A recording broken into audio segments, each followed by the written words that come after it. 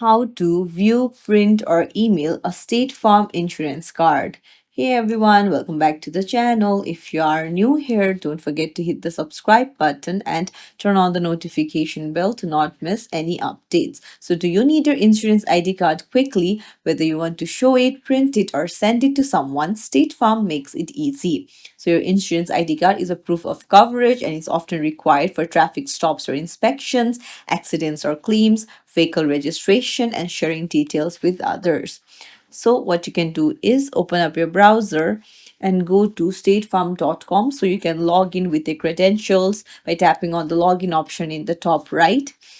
And then once you access it, you can scroll down and then you can see get ID card option. Just tap on it and then you will need to put in your details and put in your active policy, your account details, and then you'll get your digital insurance card instantly. And you can show this directly.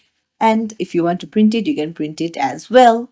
So if you found this tutorial helpful, don't forget to like the video and subscribe to our channel for more tips and tricks.